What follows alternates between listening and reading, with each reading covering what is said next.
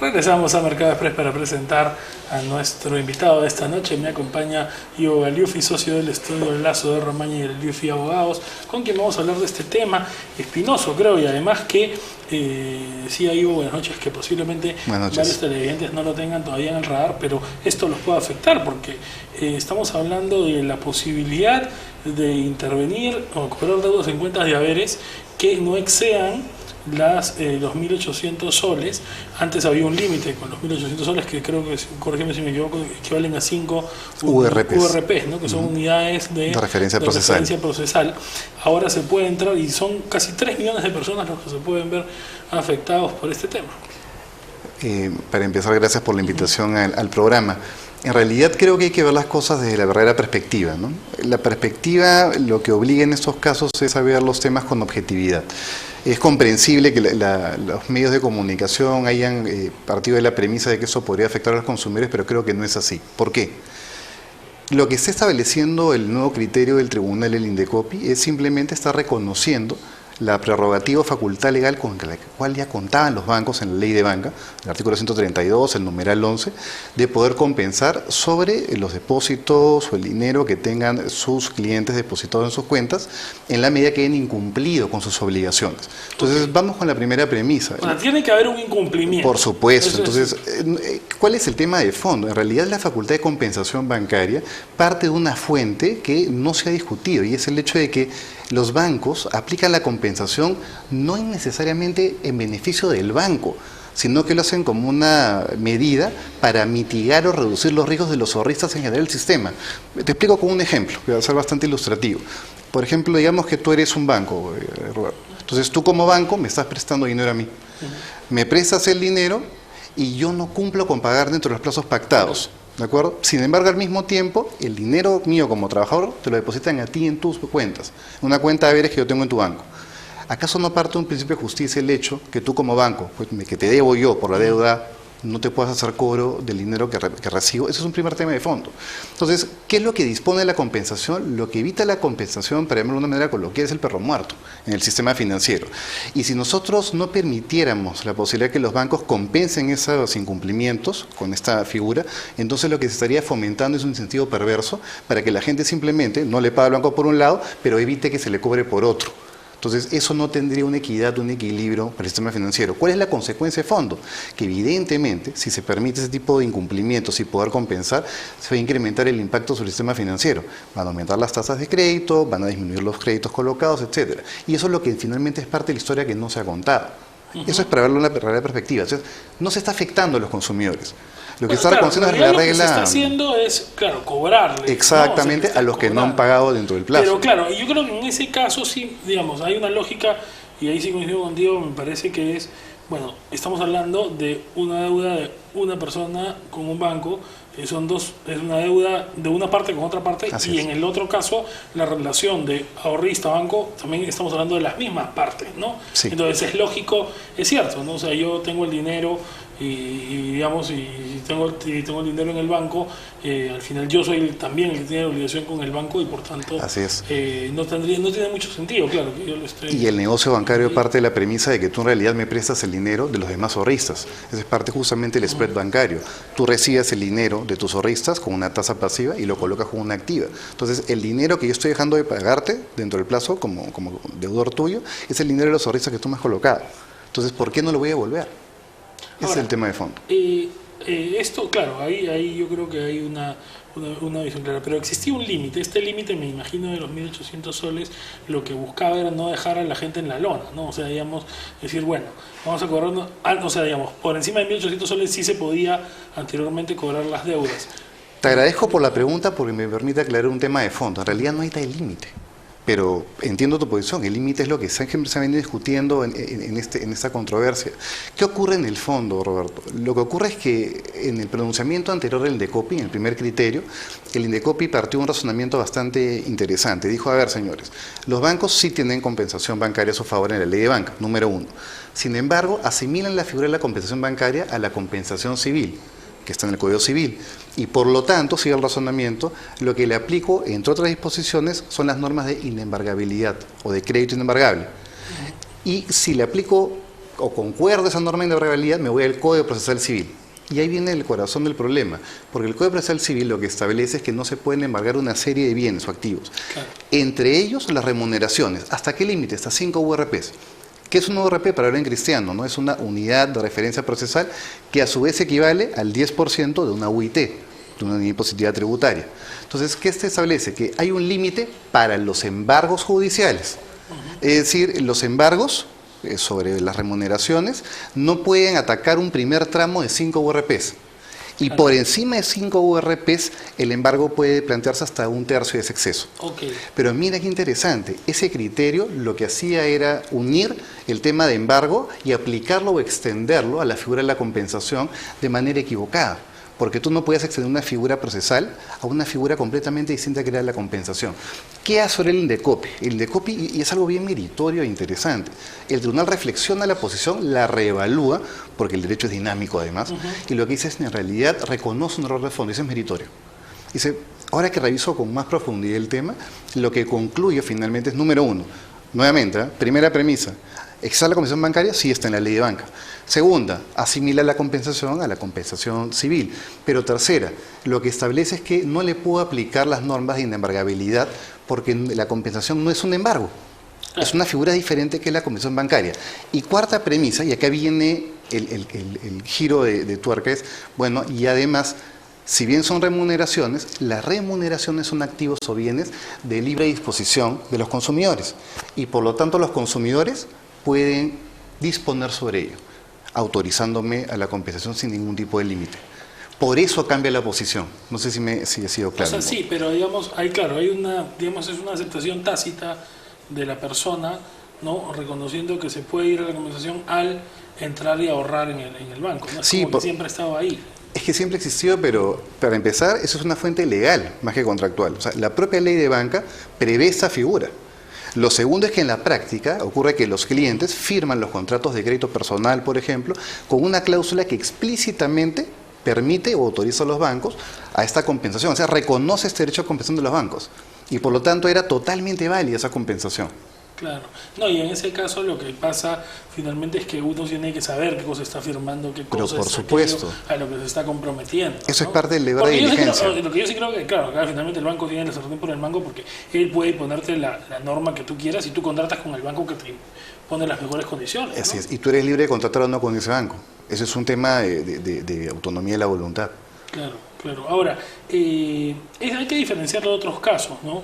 Yo te comentaba en la pausa el caso de SUNAT, por ejemplo. SUNAT ha tenido esta posibilidad, ya tiene, ¿no?, de intervenir en las cuentas y cobrarse deudas, por ejemplo, pero en ese caso, que además me parece a mí terrible porque SUNAT no notifica, sino que simplemente ingresa, y si uno no tiene mayor experiencia tributaria, no tiene cómo enterarse. Creo que por lo menos en ese aspecto volver a lo antiguo, que era una notificación con una cartita en la casa, no estaría mal, pero creo que es distinto, porque ahí es un tercero el que interviene. En este caso estamos hablando de la relación directa banco-consumidor, ¿no? Exactamente. Es una prerrogativa prevista expresamente en la norma por la cual el banco puede compensar. O sea, en deudas que tengan que ver con ese banco. Con ese banco. No, o sea, no puede venir otro banco a intervenir en otro banco. Gracias. Por supuesto. Ahora, ¿qué otros efectos puede generar esto? Porque claro, se está hablando de un impacto sobre una cantidad de personas grande que digamos es la que está en este rango, ¿no?, por debajo de los 1.800 soles. ¿Cómo puede esto cambiar un poco las cosas? Ahora, hay un efecto positivo que es el dinamizador, como tú dices, ¿no?, el anti-perro muertejo, por decirlo de alguna manera, Así es. ¿no? Pero también seguramente va a generar algunas distorsiones, sobre todo sorpresas para algunas personas que no están enteradas, ¿no? Yo me permito discrepar del punto. O sea, entiendo tu posición, pero me permito discrepar. ¿Por qué? Porque para mí en realidad no se está llevando a una situación, no se está empeorando la situación de los consumidores. Por el contrario, lo que se está haciendo es simplemente reconocer la existencia de un marco legal ya previo por la compensación Y lo segundo es que en este caso había un análisis muy interesante desde el punto de vista económico en el nuevo criterio del INDECOPI. Y es bueno citarlo a raíz de tu pregunta. El INDECOPI en el tribunal lo que establece en la nueva resolución del caso Scotiabank contra Pilar Guaranga es, señores, veamos el tema de fondo económico, el impacto económico de la medida. Si nosotros estableciéramos que los bancos no se pueden cobrar respecto a esas remuneraciones, entonces definitivamente lo que vamos a hacer es ir en contra del propio público objetivo que queríamos proteger. ¿Por qué? Porque existe, y ahí viene un poco el tema de las cifras, un promedio de más o menos 3 millones de personas que reciben cuenta haberes, por ejemplo, del Banco de la Nación, y que de esas más o menos un 2,5 millones no percibe alrededor de 1.800 soles o 1.800 soles, que está dentro del rango de las 5 URPs. Entonces, si yo le digo no puedes compensar sobre esos montos, entonces evidentemente hay dos escenarios potenciales. El primer escenario es que los bancos decidan no contratar con esos clientes en la medida en que no van a poder compensar con un mecanismo de mitigación. Vas a ir en contra de la idea de la bancarización y de generar una buena cultura crediticia. Exactamente. ¿No? Que es lo que estamos tratando, sobre todo cuando se habla, ¿no?, de todo el tema de los créditos y que la gente no está preparada. Yo creo que a la gente hay que dejar de tratarla como inmaduros, a los agentes económicos. Por supuesto. Como gente hay que enseñarle lo que es. Y yo sí creo que finalmente, mientras haya comunicación, me parece, todo es un tema de comunicación, ¿no? O sea, el ejemplo que yo te pongo de SUNAT, yo no digo que la SUNAT no se cobre lo que se debe, pero que avise, pero que ¿no? te informe previamente, que puedas tener conocimiento del caso, y eso es lo importante, y que la gente, por ejemplo, cuando va a un banco sepa que se está atendiendo, ¿no? Y en ese caso ocurre ello, ¿no? Porque en los contratos que firman los clientes, y como tú bien advertías, deben leer, porque es parte del deber de diligencia que tiene un consumidor, está expresamente previsto ese punto. Entonces, como te decía, por un lado, un escenario es cuando no te presten, o el otro escenario es que te presten, pero a tasas más elevadas. Entonces, eso definitivamente genera una limitación del acceso al crédito por parte de un sector de la población. Y eso es lo que el INDECOPI finalmente ha evaluado, ha reflexionado en la parte económica y ha hecho que vire o gire su criterio. Eso es lo interesante también de esta resolución. El banco, al final, aquel que informe mejor a sus clientes sobre esto, aquel que eventualmente decida decirle a su cliente, oye, mira, si pasa esto, yo te ofrezco algo mejor que el otro banco, porque va a estar en posibilidad de hacerlo, de repente esto puede hasta mejorar las condiciones de competencia del mercado. Sí, ese es un punto bastante interesante, pero a mí me gustaría ir un paso atrás para partir de una premisa básica, y es que en realidad la compensación no debería estar condicionada a que el cliente le autorice o no. ¿Por qué? Porque la compensación es una facultad expresamente prevista en la ley de banca. Primera premisa. Sin perjuicio de ello, lo cierto, como tú bien adviertes, que en la resolución del Tribunal del INDECOPI, el INDECOPI ha planteado a la SBS evaluar la posibilidad de que los consumidores aprueben o autoricen o no la compensación en los futuros contratos que se revisen. Ahora, hay un tema de fondo. Se pueden presentar varios escenarios, ahora estamos especulando un poco, ¿no? Y es que dentro de una vorágine competitiva, algunos bancos vean esto como una oportunidad probablemente para otorgar buenas tasas a pesar de que no haya una autorización de compensación. Ahora, dudo que eso pueda ocurrir en la práctica, porque precisamente una de las garantías o tranquilidad del banco para poder mitigar los riesgos de sus ahorristas es que se le permita compensar. Claro. ¿No? Ahora, pero en la autorización claro, habría que ver cómo si finalmente eso se establece, porque como tú dices, es una facultad legal de la compensación, que sigo pensando que tiene sentido, pero yo creo que en todo caso, más importante que el cliente lo termine o no autorizando, es que lo conozca, ¿no? Porque al final lo que uno tiene que tener claras son las reglas de juego. O sea, ¿a qué me atengo cuando voy a un banco? ¿Qué sé que el banco es capaz de poder hacer con mi dinero?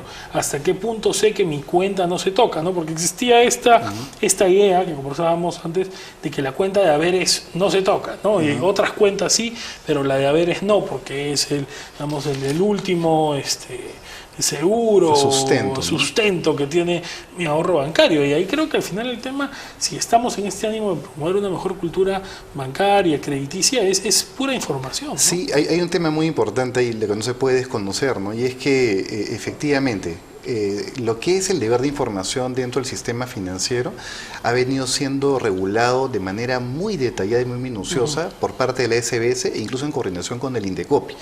Al punto que, por ejemplo, es de conocimiento público que todo lo que está vinculado con el patrón de tasas, comisiones o cargos ha generado el dictado de un reglamento especial, que es el Reglamento de Transparencia e Información, la resolución SBS 1765-2005, donde se han establecido una serie de mecanismos y protocolos que deben seguir los bancos de manera obligatoria para informar a los consumidores, por un lado. Por otro lado, en cuanto a la información que tú comentabas, los clientes cuando firman los contratos, la cláusula de compensación está expresamente prevista. Sin embargo, sí es interesante la idea que tú planteas que quizás a raíz de esta discusión y para evitar en todo caso frustraciones por parte de los consumidores, se podría incidir más en comunicar este aspecto, entre otros. Claro, ¿no? sobre todo lo que no es un digamos, de conocimiento universal, ¿no? O las creencias, porque hay muchas creencias del cliente común sobre el banco y lo que el banco puede hacer. A veces hasta cosas que creen que se puede, que el banco puede hacer y no puede hacer. ¿No? Por ejemplo, y también creo que en este caso diferenciar esto de las cuentas de haberes, no sé cómo será con otras cuentas. Por ejemplo, hay cuentas que supuestamente son aún más intangibles como la CTS, por ejemplo. Ahí no puede aplicar esto. No puede aplicar, y pues un tema de intangibilidad establecido por la propia ley también. Pero la fuente es legal. Al igual que el caso de la compensación, su fuente es legal. Entonces el tema es muy claro. Es más, vamos a un tema de abogados quizás nada más. Hay un principio de publicidad de las normas. En realidad se parte de la premisa constitucional de que las personas conocen las normas, conocen las leyes que regulan el marco normativo y por lo tanto deberían saber cuáles son las características y las condiciones de este tipo de figuras legales. Sin embargo, no se le puede pedir eso porque ese es un tema teórico, ¿no? En la práctica, ¿cómo se corrige esa pequeña distorsión? Con mayor información a los consumidores. Ahora, también tengo entendido que esta disposición alcanza a los avales, ¿no? Y los avales no son en realidad el cliente directo del banco. ¿Ahí cómo se podría explicar un poco la figura? Muy sencillo, porque el aval finalmente es una garantía personal. Y por lo tanto, en la medida en que garantiza personalmente al deudor, está obligado a responder dentro de las condiciones contractuales que ha pactado. Y dentro de ellas está la compensación. Y por eso el aval también ha debido leer el contrato. Claro, es parte de lo que él se compromete a hacer cuando asume la figura de ser aval. Y no lo puede desconocer. Y eso es importante, no siempre ver de dónde viene un poco la lógica en que cada caso se diferencia, ¿no? Pero esto es importante también tenerlo claro, que en el tema de CTS no hay tal posibilidad, justamente por un caso de defensa propia, de defensa legal del tema. Ahora, ¿esto nos puede llevar a algún otro tipo de revisión, digamos, siguiendo este criterio, algún otro tipo de efecto dentro de lo que es la normatividad bancaria? ¿Es un caso muy particular que esto? Es un caso particular. Existen en lo que es materia bancaria y financiera, a nivel de protección al consumidor, diferentes temas álgidos, diferentes discusiones interesantes, pero definitivamente esta es una de las más, no sé si calificarla como polémica, pero sí una de las más llamativas, porque como tú bien advertías, está vinculada con el tema de las remuneraciones, y la remuneración parte de un mito que es que es intocable o intangible, cuando no es así. Así que este es un tema importante para el público en general porque le permite también romper una serie de mitos y aterrizar un poco más en el mundo real, ¿no? Y informarse mejor. Sí, es cierto. Yo creo que al final todo, repito, es un tema de información, de conocer. Vamos a ver cómo sigue caminando esto. Yo te agradezco, Ivo, por la explicación. Creo que ha sido bastante didáctica. Así que ya sabe, también estar atento, no se confíe, converse bien con el banco. Yo creo que cuando se habla, hoy día además los bancos tienen todo lo que menciona Ivo, ¿no? Toda una obligación además normativa de ser transparentes, lo hacen. Cuando uno va, conversa bien, pero también, bueno, por supuesto hay cosas que mejorar, siempre los sistemas telefónicos, pero creo que preguntar, informarse al momento sobre todo de contratar, leer, no tomarse a veces las ofertas que hace el banco tan a la rápida, ¿no? Llegar, mirar la información, todo lo que los contratos bancarios comprometen es una buena y sana práctica. Gracias y ojalá gracias a ti por la invitación. Podamos hablar pronto por acá para hablar de otros temas. También la tarea que a mí me interesa bastante, así que ojalá podamos pronto estar por aquí. Vamos a hacer una nueva pausa y regresamos con más en Mercado Express.